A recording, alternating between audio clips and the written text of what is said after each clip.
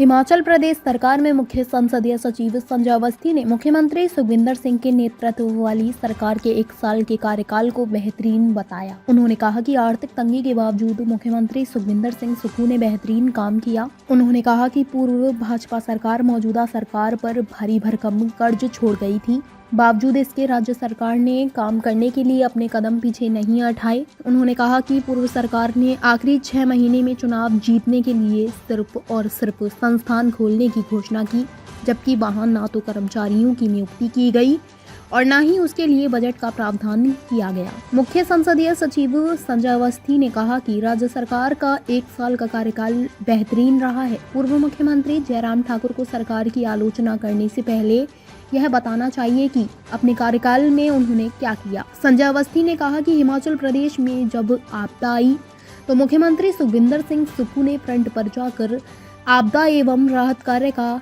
काम पूरा किया। उनके साथ कैबिनेट के सभी मंत्रियों और सहयोगियों ने दिया। उन्होंने कहा कि जयराम ठाकुर को बताना चाहिए कि आपदा में उनकी क्या भूमिका रही। मुख्यमंत्री सुखविंदर सिंह सुक्खू जब उनके गृह विधानसभा क्षेत्र सिराज गए तब जयराम ठाकुर वहां मौजूद नहीं थे, जबकि उन्हें बतौर स्थानीय विधायक वहां पर मौजूद रहना चाहिए था। संजय अवस्थी ने कहा कि कांग्रेस ने सत्ता में आने से पहले जो गारंटियां दी थी उन्हें पूरा करने का काम किया जा रहा है। 10 में से 3 गारंटियां पूरी हो चुकी हैं, अन्य गारंटियों पर भी काम चल रहा है। उन्होंने कहा कि कांग्रेस की इन गारंटियों पर हो रहा काम भारतीय जनता पार्टी को नजर नहीं आता। उन्होंने कहा कि कांग्रेस ने जनता से जो वादा किया है उन्हें हर हाल में पूरा किया जाएगा। संजय अवस्थी ने कहा कि मुख्यमंत्री सुखविंदर सिंह सुक्खू के नेतृत्व वाली सरकार की ओर से लाई जा रही योजना का लाभ सीधा आम जनता तक पहुंच रहा है। पढ़ें और वो देखें कि वो धरातल पर क्या हो रहा है। लेकिन मुझे ये कहते हुए दुख हो रहा है कि विपक्ष की भूमिका सिर्फ ये रही कि वो बिना किसी मुद्दे पर वो सिर्फ विरोध करने की राजनीति कर रहे हैं।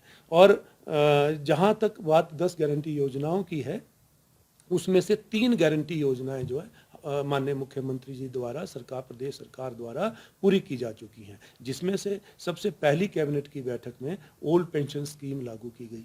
उसके बाद हमने कहा था कि हर विधानसभा क्षेत्र में 4 स्कूल चयनित किए जाएंगे और उसमें अंग्रेजी माध्यम से शिक्षा जो है होगी। लेकिन माननीय मुख्यमंत्री जी ने कहा कि 4 ही स्कूल क्यों, पूरे हिमाचल प्रदेश में जितने सरकारी स्कूल हैं हर सरकारी स्कूल में इंग्लिश मीडियम के माध्यम से जो है वो शिक्षा वहाँ पर शिक्षा होगी। तो ये एक बहुत बड़ा फैसला, ये दूसरी गारंटी योजना पूरी की गई।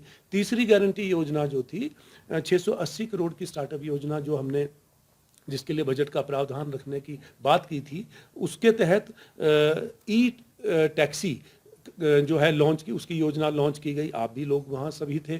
तो इलेक्ट्रिकल टैक्सी के रूप में जो हमने हमारे बेरोजगार हैं 500 परमिट देने का जो माननीय मुख्यमंत्री जी ने उस योजना को लॉन्च किया, वो 680 करोड़ रुपए की स्टार्टअप योजना की प्रथम कड़ी थी। तो ये 3 योजनाएं जो है, जो हमने 10 गारंटी योजनाओं में जो 3 गारंटी हमने पूरी कर दी है। अभी 5 साल का जनादेश हमें मिला है और इन 5 वर्ष के कार्यकाल में जैसा माननीय मुख्यमंत्री जी कहते हैं कि हर एक गारंटी योजना को धरातल पर लाया जाएगा और जो हमने वादा किया है वो पूरा किया जाएगा। आप इंतजार करें।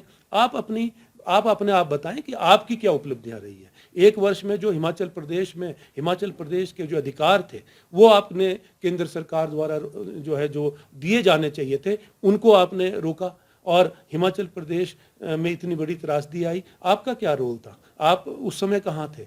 माननीय मुख्यमंत्री जी उनके खुद के सिराज विधानसभा क्षेत्र में गए तो वहाँ पर वो खुद नहीं थे, जबकि स्थानीय विधायक होने के नाते उनका फर्ज था कि वो, क्योंकि ये जो आपदा आई है, ये आपदा कांग्रेस पार्टी पे थोड़ी ना आई है, ये कांग्रेस सरकार पे थोड़ी ना आई, ये पूरे प्रदेश पे आपदा आई है। प्रदेश का हर जन जो है इससे त्रस्त हुआ है और ऐसी परिस्थिति में हम सभी का दायित्व बनता है कि हम दलगत राजनीति से ऊपर उठकर इस आपदा का सामना करते और इसमें जो भी उनके द्वारा किया जाना चाहिए था, जो उनकी भूमिका होनी चाहिए, सकारात्मक भूमिका होनी चाहिए थी, वो उस चीज़ को उनके द्वारा किया जाना चाहिए था। सरकार अपना कार्य कर रही थी। माननीय मुख्यमंत्री जी अपने जो इस आपदा राहत में नेतृत्व कर रहे थे, मॉनिटर कर रहे थे, और आपने देखा कि प्रदेश के सरकार के सारे मंत्री और एमएलए जो है अब अपने क्षेत्र में राहत कार्यों में जुटे हुए हैं। ताज़ा खबरों से जुड़े रहने के लिए हमारे चैनल को सब्सक्राइब करें और बेल आइकन को दबाना ना भूलें